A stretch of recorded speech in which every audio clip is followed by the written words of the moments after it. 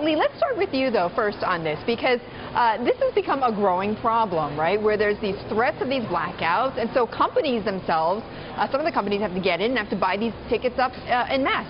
Well, actually, there's only been 2 blackouts during this NFL season, but there's been the threat in several markets when you have 2,000, 3,000, 4,000 tickets unsold. And at the margin, it's better to have those tickets purchased and to have the games on TV versus having the games blacked out in their home markets. Right, because ultimately you make more from television viewers, right? Right. TV viewers ultimately worth more to the company's advertising, certainly, than, people going to the game live. And ultimately, for the franchises themselves, I think that's something they should probably consider in terms of any adjustments they might want to make to this blackout rule that's been in effect. But this is going to be, I understand what you're saying, though, about how we've only had actually 2 blackouts during the season, but it's that threat that continues to plague these teams and the NFL. Well, the larger picture here, and it's not just the NFL, is at the margin, do you, as a ticket buyer, want to go to the game versus watch it at home?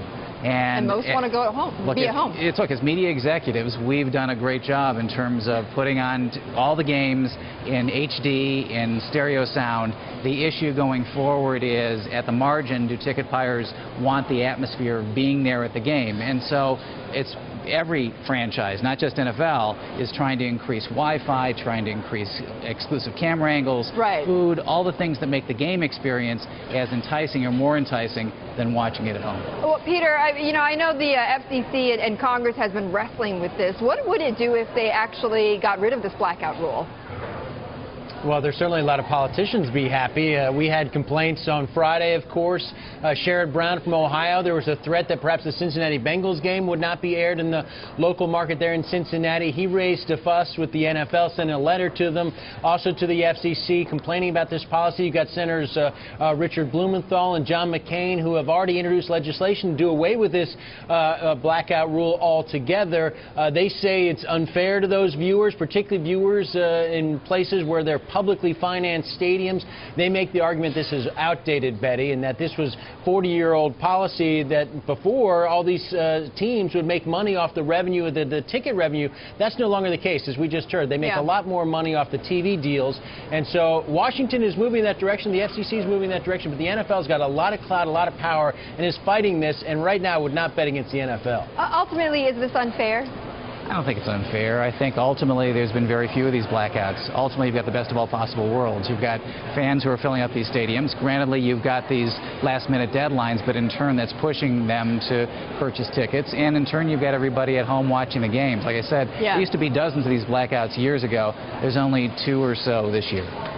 Speaking about trying to bring fans into the stadiums, NFL doesn't have a problem when it comes to the Super Bowl, though. And those ticket prices are going sky high, right, Ed? Yeah, they're going as high as ever. Just ticket prices for football games in general are just much higher than they used to be, which in a way subverts the whole point of having the blackout rule in the first place, which 40 years ago, it was much cheaper to go to a game. You might want to encourage people to kind of, support your franchise by blacking out the local broadcast. Nowadays, it's a really different experience. It's a different kind of prospect altogether to spend all that much money. The Super Bowl itself, of course, is a thing that people like to watch at home on TV with their friends coming over, that kind of thing. And yet it's going to be the hottest ticket in town.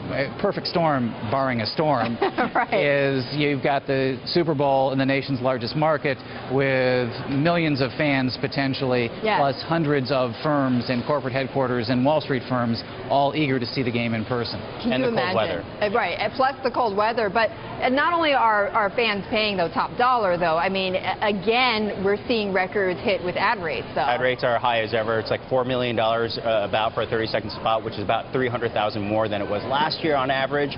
So, it's only going to tick up year after year. And when does it end?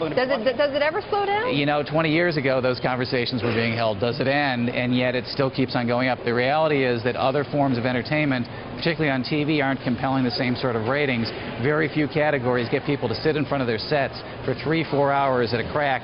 NFL football does that. The ratings keep on staying high. The ad rates keep on staying high. By the way, before we go, are you going to watch Tim Tebow on ESPN? Isn't everybody? Look, that's why Tebow's there. Tebow and ESPN equal ratings. Yeah. And they're trying to launch a new network, the SEC network, and very few color analysts receive their own press conference. Tebow did. And that's in part of value for ESPN if you're trying to establish a new network, gain distribution. you want Tebow. How does he make sure he lives up to the hype, though? You don't know. The point is he's at a point in his career where he wants to potentially get a TV career, potentially go back on the field. He gets the exposure. It's valuable for ESPN. It's valuable for him.